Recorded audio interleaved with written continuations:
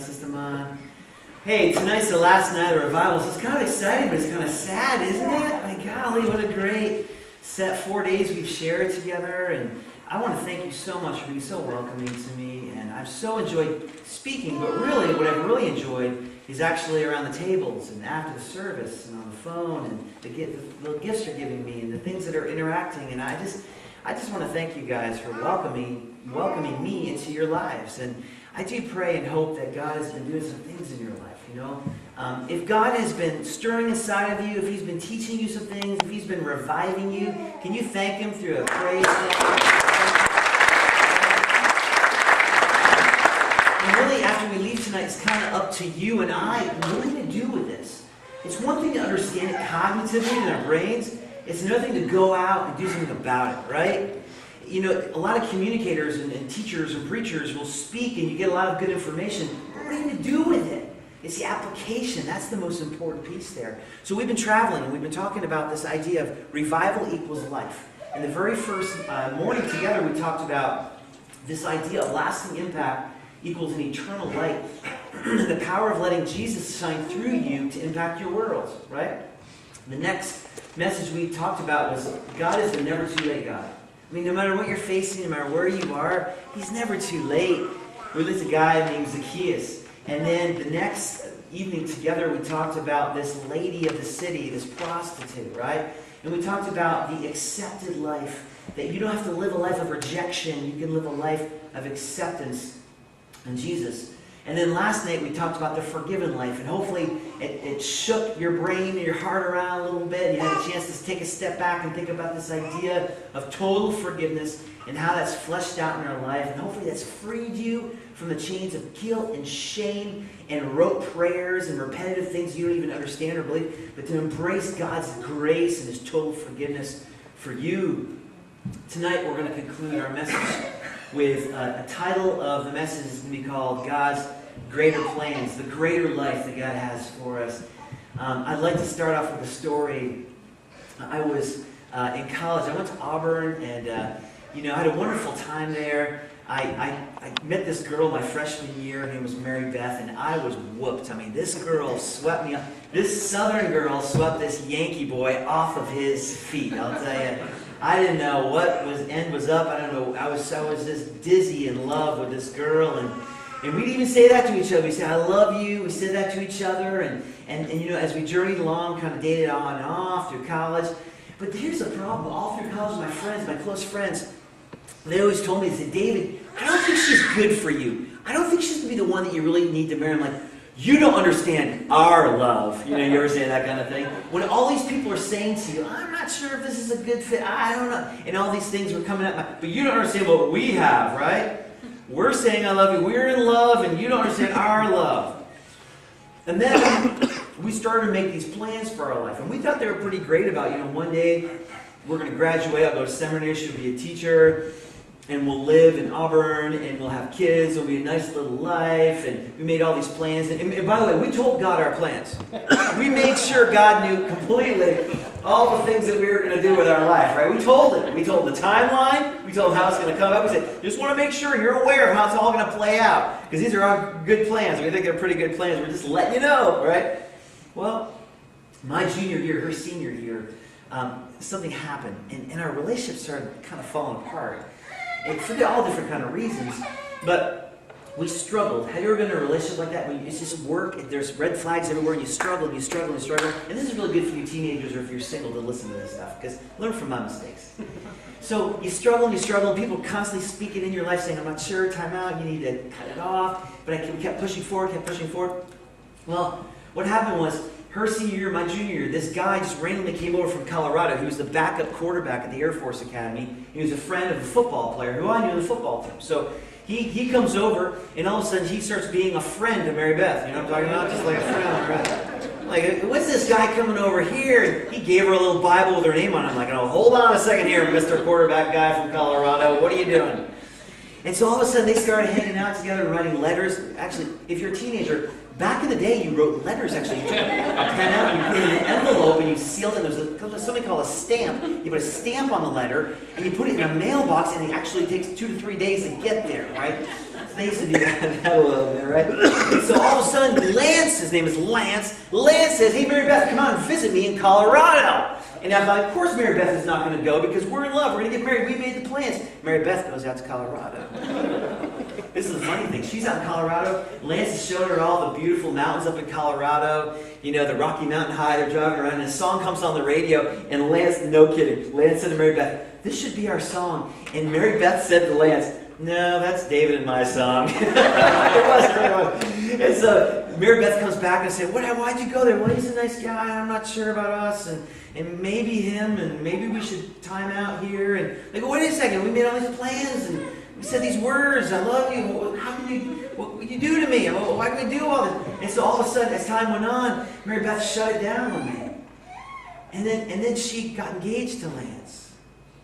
I was dying. Because we made these great plans. We had it all set for our future. And Lance from Colorado comes over. I'll never forget it. I didn't have a car for 3 years at Auburn. I had a mountain bike. You know, I didn't have a car. So I remember I was on my mountain bike. I was straddling my mountain bike. And I was looking at the Methodist church over there where Lance and Mary Beth were getting married. I'll never forget it. Yeah, I need some sympathy here. Come on. Yeah. And so I look over there, and I'm thinking, you know those movie moments when the preacher's up there and says, if anybody doesn't agree with this marriage, you'll speak now or forever hold your peace. I'm like, this is that moment, you know? And I was sitting there, and so the wedding was going on. I was hearing the songs, the door was cracked or something, and I was thinking, I could break in, I could shut it down, and we can continue on with the great plans that we have for each other. I'm going to pause the story right there. Isn't that terrible? Pause it, I'll come back to it, okay? As I tell that story, maybe you can relate to someone. Maybe you're here and you really haven't thought about involving God in your plans. Because you kind of think God's kind of out there, he's the old man up there, and he's too busy or old or tired or whatever to hear you, or that he cares. And so you're kind of in charge, you're the master of your own universe, and you kind of do your own thing, you make your plans, and maybe that's you, right? You don't even know if there's a God. That's kind of where you are. That's fair, and this is where you are. And maybe you're at a place where you're a Jesus follower, and you've told God how it is. And maybe you're doing that right now with something or something. And you're informing God of your great plans. And you're just making sure he knows about it. Or maybe you're at a place where you really want God's greater plans for you, and you still you don't know what to do. I mean, you're like, I want that, but I don't know what to do with that. How do I do that? What does that look like for me? So wherever you are in that spectrum, I just want to challenge you. Tonight's message, the big idea is this, is God's plans are greater than our plans. That's the greater principle. The greater principle is God's plans are greater than our plans. We talk a lot about that. So there's a story I'd like to dive in. I love to talk about the story of Jesus. He has so many wonderful encounters with people. And when Jesus encounters a person, things change. Just like how he's encountered you tonight, this week, there's been change in your life. I'd like to read a story from the Gospel of Matthew. Remember, it's Matthew, the ex-tax collector. We're going to get back to that a little later on. Matthew, he tells a story. He told a lot of stories of what Jesus did and where he went and how he was involved. And it's Matthew 14, verse 13. So if you have a Bible, open up to the Gospel of Matthew. It's the first Gospel in the New Testament. If you kind of go 3/4 of the way over in the Bible, there's Matthew, Mark, Luke, and John. Act like a Roman and keep on going. And Matthew 14, verse 13. And it says this. Now, when Jesus heard about John, he withdrew from there in a boat to a secluded place by himself. And when the people heard of this, they followed him on foot from cities. Let's talk about kind of what's going on right now. Jesus had just heard about his cousin, John the Baptist, dying. Beheaded. Remember that? This wicked, terrible story? And I don't know if you had somebody, I'm sure many of you had people die who were dear to you, family and friends, and you just want to get away. See, the problem with Jesus, he had people around him all the time. And wherever he went, people would find him. He was a rock star. He was a celebrity. And he just wanted to get away. The Bible says he tried to withdraw from people in a secluded place, but when the people heard about it, they followed him. Couldn't get away from people. So Jesus' cousin was beheaded. Jesus is at the northwestern shore of the Sea of Galilee. This is a place called Bethsaida, and it's around Passover. So Jews from all over the world are in Jerusalem and Israel. So it's even worse. There are people everywhere. And Jesus is like, look, my cousin just died. I need to get away. He was trying to withdraw. And then verse 14, when Jesus went ashore, remember he was out in the boat, he saw a large crowd. And by the way, you're going to learn later, there's 5,000 men. You know, there's women and children there. So I don't know how many people. There was a lot of people. A lot of people. There's 5,000 people waiting on him. And his cousin just died. He gets off the boat. He could have said, forget it. I've had enough. Let me have a timeout. I don't know where to start. Look at all the needs. He's looking at the 5,000 people. They're all like, pick me from Shrek. Pick me, you know. Pick me. And Jesus goes, where do I start? So what did Jesus do? He did what he always did. He felt compassion. Don't you love that about Jesus? He felt compassion for them, and he healed their sick. And I just want to say that the very first application point is this. God sees you with compassion. You may not believe that. You may not think of God seeing you with love and compassion. You may think he's disappointed with you, or he's over you, or he's frustrated with you, or he's mad at you. But Jesus, when he looks at us, he's still looking. He's still looking at us. And if you can get this at a young age, golly, teenagers and children, this is huge. God sees us with compassion. He loves us. It's hard for me to understand that. Very, very hard.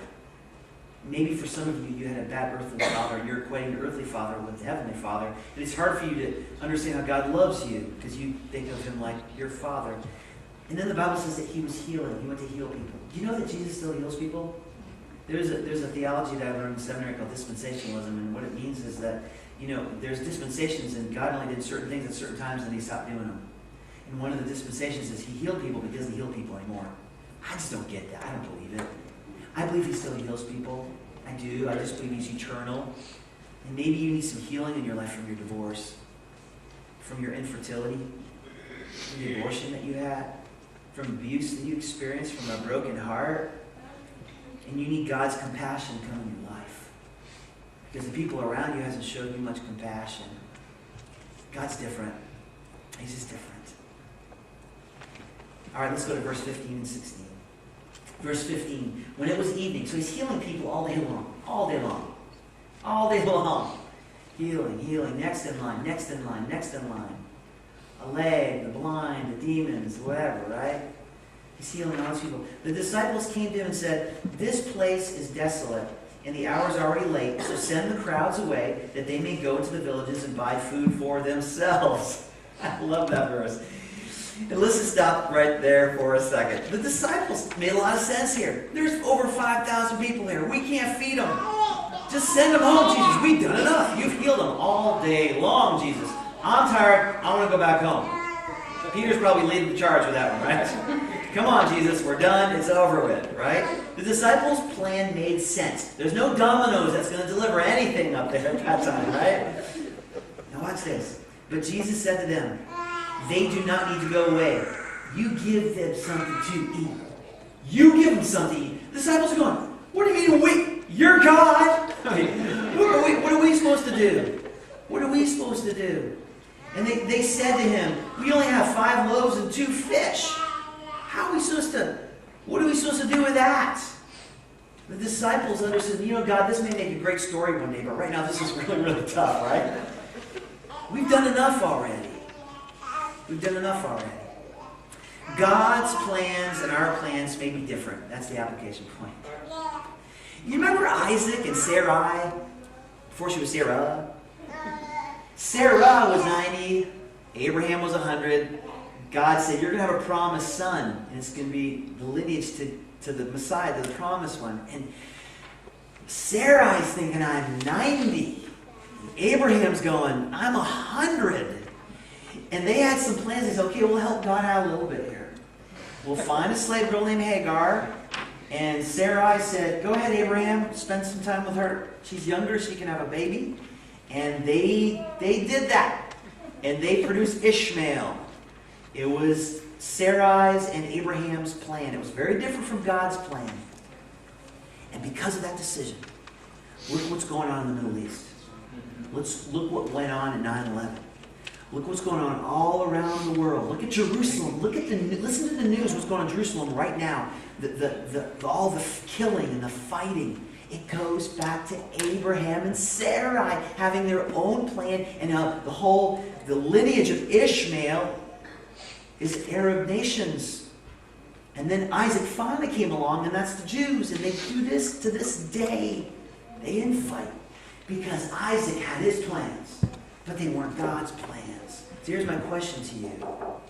Do you have some plans right now that you're trying to push upon God, and it's getting worse and worse and worse? And it may make a lot of sense, right?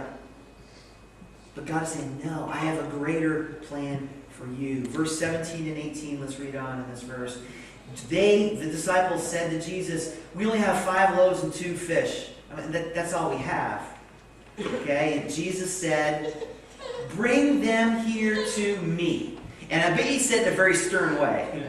They're probably, oh, he's giving us that look, guys. There's that look again. The look that says he's about to do something and we're in trouble. We'll have a little life application lesson after this whole thing here, okay? He said, bring them here to me. Remember that. Bring them here to me. This application point or this verse is this. God asks only for what we have and nothing more. God asks for only what we have and nothing more. The disciples had 5 loaves and 2 fish.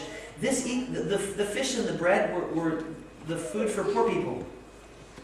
And the majority of people there were poor. They lived meal to meal. They didn't live week to week. They lived meal to meal. They didn't know where their meal was going to come from next. They were poor, poor people.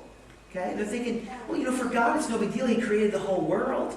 But what is he going to do? How's he going to pull this one off? Over probably 5,500 people? I don't know. 6,000 people? And you may think to yourself, you don't have much to give to God. All you have is a small little town to play the piano, right? Or you have a real great mind that can picture things architecturally. Or you have this dream to start this business, right? Or you have this athletic ability. You want to use the athletic ability to touch the world for God. You may have an idea. You may have a little bit of money. Not a lot of money, a little bit of money. But you have some money. You may have some skills. That's your only. That's your only. I heard it said before, God won't put anything on me that I can't handle. You heard that before? Yes, he will. You betcha he will. You know why? Because he wants to prove how powerful he is. You can't put it together. So if you're saying that, stop saying it. He will put more on you than what you can handle. Because it makes us trust and rely on him and not on ourselves. And isn't that a great place to be? It's our okay plans versus his great and outstanding plans. Verse 19, let's continue on. Ordering the people to sit down. He probably just went, sit, and they went, oh. It didn't take much. There's no sound system. He didn't have a microphone. He took the 5 loaves and the fish and looked up into heaven. I love that picture. He blessed the food. Bless the food. Remember that phrase. Bless the food. He blessed the food. And breaking the loaves, he gave them to the disciples, and the disciples gave them to the crowds. Okay? This application point, write this down. God blesses what we give him. God blesses what we give him. When I say bless, it means this. It's usable by God. See, before it's blessed by God, it's not usable by God. But God, he blesses what we give him. Jesus sets the example. And I don't know what you do before your meals. In college I started doing this, praying before my meals. And sometimes it's hard. You're like at McDonald's and you're going, God, may this food strengthen and nourish my body. I'm like, French fries, Big Mac, is ice cream, is it really going to strengthen and nourish me? I don't know. But the point of it is this. We stop and pause and say, this food came from you. And Jesus sets the example. He looks up in heaven and he blesses it. I believe every time we eat a meal right now, I eat a meal and God, I'm so thankful I have food to eat. I'm so thankful. I see this spread down there when we were fed on Sunday. I am so full right now. My stomach's like, whoa, I'm trying to talk. Right? There's an incredible feast down there. Right? But this feast was different. Can you imagine being at this feast right here? God blesses what we give to him. The disciples are feeling the pressure. Many were watching. A lot was at stake. What if he doesn't come through this time? All these people are sitting down listening to him. We give him, and God takes it, and he blesses it in his way. I remember watching this nature show. And I love eagles, maybe because I went to Auburn, I don't know, but I love eagles. You ever seen an eagle fly before? I used to live in Colorado. These bald eagles were beautiful, majestic creatures, powerful, just soaring through the skies, right? They say they can soar up to 130 miles an hour. I remember seeing this nature show, and this eagle was looking for his lunch, looking for food, right? And he was flying over this little pond, and all of a sudden it shows this eagle coming down. right towards the water. And you're like, what is he doing? It's and he hits the water splashes all up. And you see this majestic bird flapping his wings. And he starts to pull this massive fish out of the water. Flapping his wings, trying to pull this fish out of the water. Now, it was very clear this fish was way too big for the eagle to pull out of the pond, out of the lake, but he was flapping harder. And the harder he flapped, the more he dug his talons into that fish. Dug him deeper, deeper, deeper. And it got to a point, there's no way he's going to release that fish, because he's going to eat that fish. He's not going to let go of that fish. He's in control. He's digging deeper, and he's flapping harder, and harder, and harder, and harder, and harder. And then the eagle eventually sunk in the water and died. Because he was holding so tightly onto that fish. He wasn't going to let go of it. He wasn't willing to release the control and to say, no, it's killing me. What are you holding on so tightly that's making you sink? It's sinking your life. And you're holding so tightly, you're not willing to say, God, here. You say, I'm in control. I'm taking care of this. Like that eagle. The end result always will be death. Death of something in your life. Something or someone in your life. The application point is true when we think about this, guys. Listen, God blesses what we give to Him. The problem is we hold on to what we should let go. It kills us emotionally, mentally, and physically. Listen, when we are able to let go and give back to God what's His, it shows Him we trust Him. Even if it doesn't make sense, even if there's no really hope in sight, you don't see what's going to happen down the line, it shows that we trust Him. Is this helpful? Is this tracking in your brain a little bit? All right, verse 20. We're going to keep going with this thing. So, He blesses the food, and the disciples gave the food to the crowd. Can you imagine the scene? I don't know how all this happened. I mean, this could be a great movie moment. They could make a movie out of this. And what's the next word? They all ate. 5,500, 6,000 people. How many fish and pieces of bread were there? Okay. And they all ate, and they all were still hungry? They were satisfied. This is pretty crazy. They were satisfied. And then they picked up what was left over of the what? 2 words. Broken pieces. Remember those 2 words, broken pieces. There was still left, more left. 12 full baskets. That's symbolic of the 12 disciples, which is really kind of interesting too. Each disciple had a basket full, overflowing, falling off, fish, bread everywhere. I love it. And then verse 21, there are about 5,000 men who ate, besides the women and children. We talked about that already. So the verse 20 here is this. God satisfies our deepest hunger. God satisfies our deepest hunger. You guys ever think about the time in your life when you were the most hungry? Maybe you fasted. Maybe you just didn't eat for a long time because you were working, or like the Thanksgiving's come up, right? Are you guys the kind of people who like don't eat the breakfast and don't eat the lunch and get really hungry? So when you eat Thanksgiving dinner, you are so sick, and that Cowboys game is on TV, and you're lying on the floor like this. You're just out, right? But guess what happens the next day? You're hungry again. You pull the leftovers out, and there's the sweet potatoes and the turkey and the dressing, and go at it again, and we're still hungry. But God satisfies our deepest hunger. Jesus said, I'm the bread of life, I'm the living water. No one or no thing can replace me. I talked about this I love you thing. People try to fill their lives and try to find love in their life, right? Because it's a deep hunger and thirst for them to experience love. With Mary Beth and I share with you, a couple nights ago, I never heard my parents say I love you to each other, ever, growing up. I remember I had a really good friend, and his parents always said to each other, and he'd say it to his parents, like, one day I'd love to say it to my wife. Because my parents had some issues and they struggled, right? And so, I just took those words, like, I must be in love with Mary Beth, and I'd say it to her. But let me be honest with you, I said it selfishly. To control the relationship, to get what I wanted, and to hold on to it, I was selfish. Love is selfless. Love is selfless.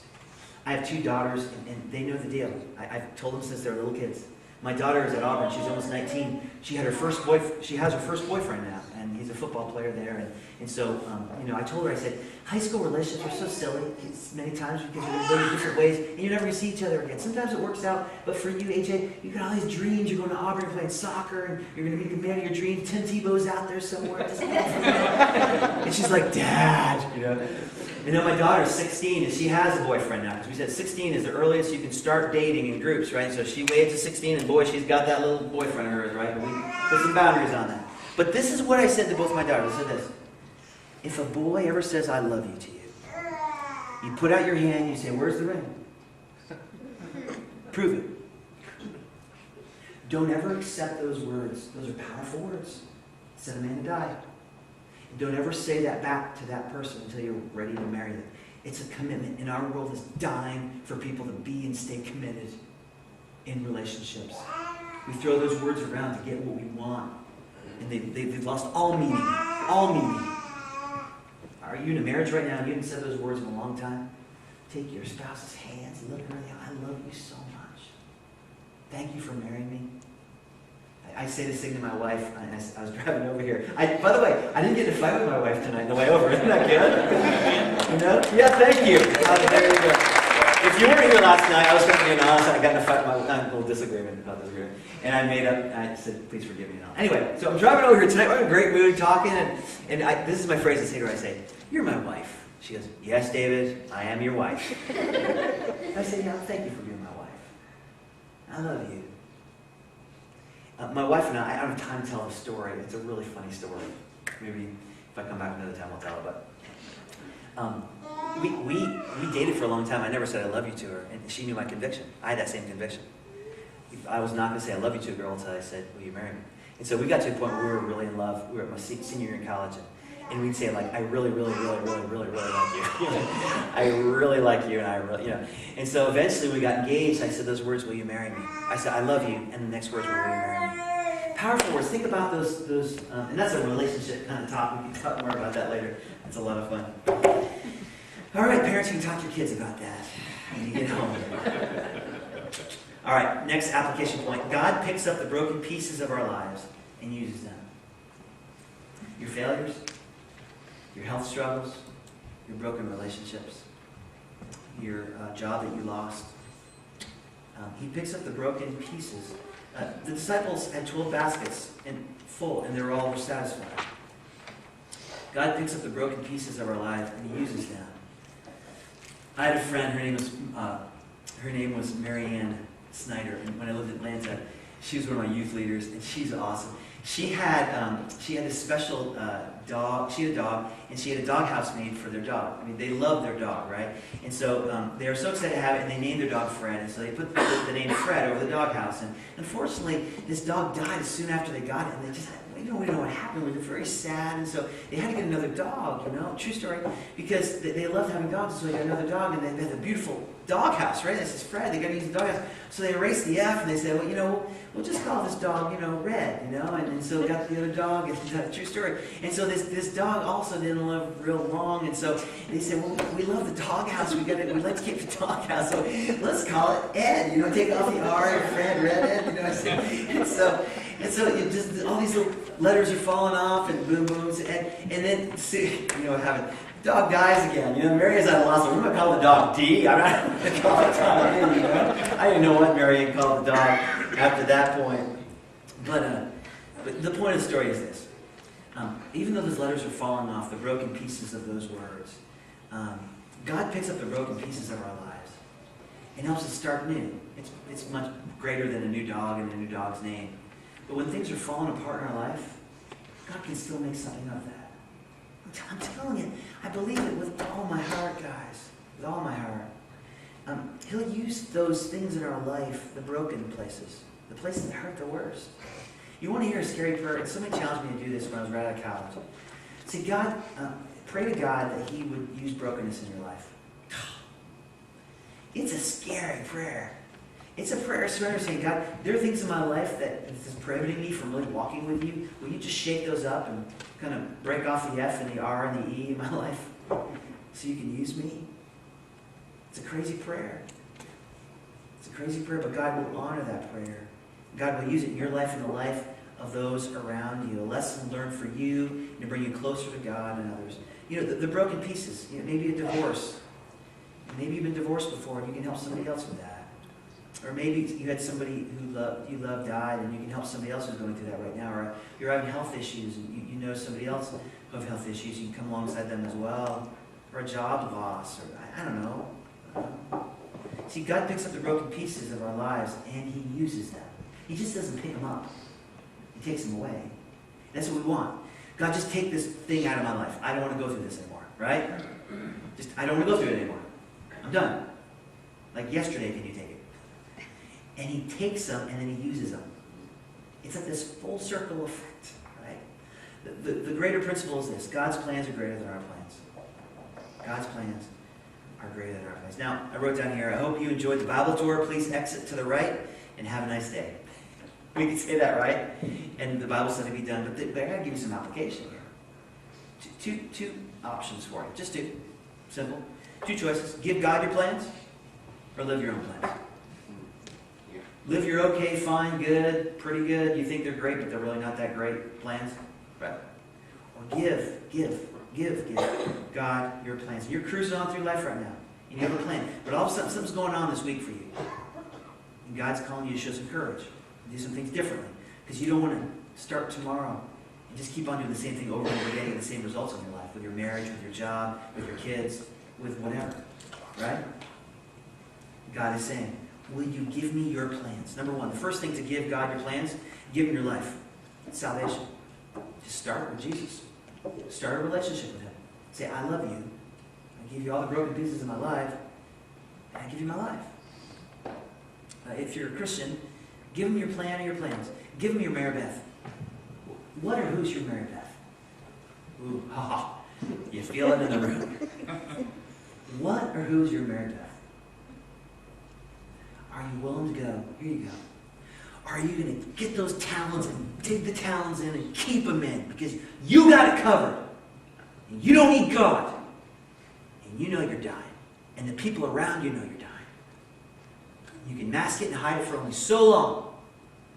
But God is saying, just let go. It's not too late. Give me your Mary Beth. Give me your thing. Give me your plan that you think is so great. You wouldn't believe what I can do with that. You wouldn't believe how great that can be if you just give that to me. And then finally, here's where it gets interesting. You have someone in your life, and as I'm speaking, you don't mean to do this because you're not thinking about your life, but golly, there's the child, the sibling, or there's a friend, or there's a neighbor, and as you're hearing these words, like my buddy at lunch, at school, you guys go to school, I need to share some of this stuff with a friend of mine. Because they're in that relationship with that guy, and he's just using her. But she's just so happy to have a boyfriend. This is my boyfriend. He's just using her. Or you have someone in your life that you just need to say, I love you, man, but listen, I heard this talk from this guy, and he talked about holding on to things tightly, and to give God the things. We think our plans are great, but they're not too great. Can I share some things with you? Ask permission. Can I share some things with you that have been on my heart? Well, I just haven't. I need to because I love you. And I'm just seeing some things coming down the pike for you. I don't want you to get hurt. That's not being judgmental, right? Now, how they receive it, it's up to them. But maybe that's you when it comes to these plans in your life. All right, you guys are dying to know what happened with Mary Beth, right? So, let me get back to my bike. All right, on the mountain bike, right? Methodist church there, wedding bells are ringing, pastor's doing his thing. I'm sitting across the street. I'm like, I'm going to interrupt this wedding. Talents. My plans. I felt like precious. That was weird. Okay. So, I get off the bike, right? And I walk towards the church. And I get ready to cross the road. And I stop. And literally, I looked up to heavens like Jesus looked. I said, I am so sorry. Will you please take the situation? I'm heartbroken, but I trust you. I trust you with your greater plans. And I walked away. They got married.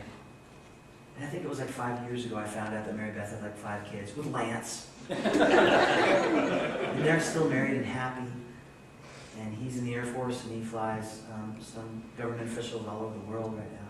They're successful. And they're happy. What happened was, a year later in the fall, I met this girl named Jill LaCour. She was a girl from Baton Rouge, a Cajun, a French Cajun girl. And she went to Auburn. She had a radical conversion experience at Auburn. Her number one goal her freshman year at Auburn was to party and get good grades. Really. And she did. She was successful. And at the end of her freshman year, there was an emptiness inside of her that alcohol can't fill, that sex can't fill, that all that stuff can't fill. She goes, there's got to be more. And a friend of hers led her to Christ. And another cool story there, but I don't have time to go into that. I met her. We both were hungering after Jesus. We started developing a friendship, building a friendship, dating, sharing our convictions, seeking God in our relationship. Long story short, got engaged, got married. We've been married for almost 24 years now. 24 years. 2 kids later, 2 Bichon Frises. And by the way, somebody was really rude about I have a fluffy white dog. You know, they're okay, all right? The fluffy white dogs are masculine dogs, okay? I just want to tell you. Darn it. But I'm joking. I know, I'm not talking to you. I'm just joking. But the point is this. Jill and I, we don't have a perfect relationship, right? And we're still trying to figure out love and commitment and all that. But I can't imagine my life without Jill. And you know what? Mary Beth and I, we weren't supposed to be together. My friends were right. And God had to do some pretty radical things to bust it up. In closing, God right now in your life, He's doing some pretty radical things. You know why? Because you got the talents in pretty deep. And if you don't stop, He may have to do more radical things in your life because He loves you. And it's going to hurt. It's hard. But He loves you too much to keep you there.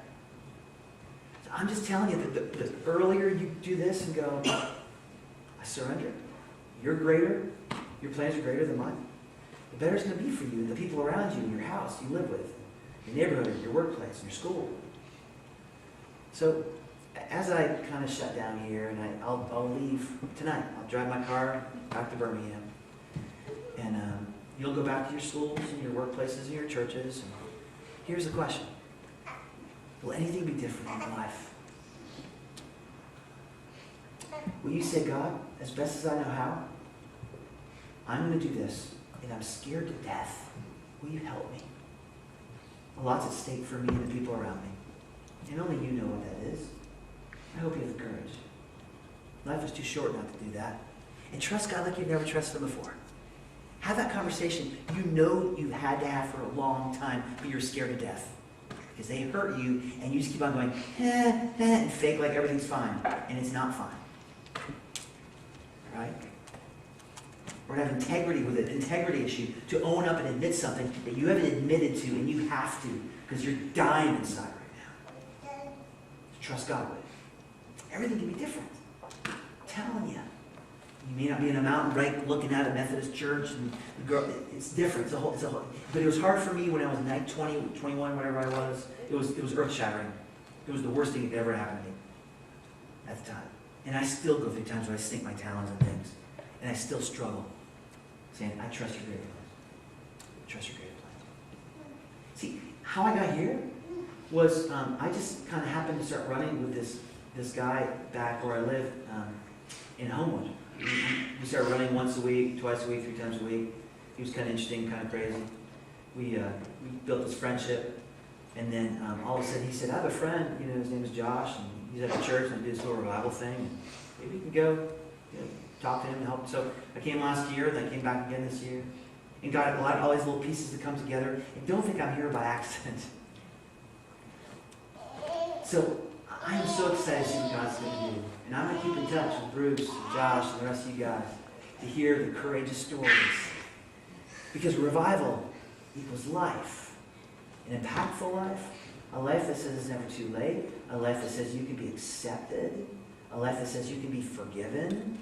And a life that says there's a greater plan than yours.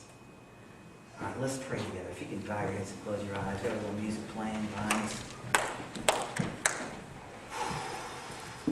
So every head bowed and eyes closed. This is my last time with you guys. I just want to say this one last time. I feel like I need to say it again. If you've never received Jesus, if you're not 100% sure that when you die you're going to go to heaven one day, if you've never believed in God, but tonight maybe you're like, I'm going to give him a shot. God, I'm going to give you a shot, and I'm going to believe in you. You can do that tonight. I'd love to talk to you about that. Come on up and talk to a pastor. If there's something in your life regarding plans, that you want to do things differently, you can do that right in your chair right there. You can talk to him about that and say, when I leave this place, God, I need your help. This is what I'm going to do. I'm going to commit to you. This is what I'm going to do. Or you come up front and you get prayer. Or maybe any kind of issue that God's put on your heart. I may have been talking all night long, and all of a sudden the Holy Spirit puts something in your brain. It has nothing to do with what I'm talking about at all. And you need to get that right. I don't know. I don't know what that is. Whatever it is. Revival equals life, and I want you to have life and be revived. As the music plays, I'm going to ask for you guys just to spend a little quiet time with God right now. Just quietness. Ask Him, what are you saying to me, God? Ask Him. Say, what are you saying to me, God? Ask Him.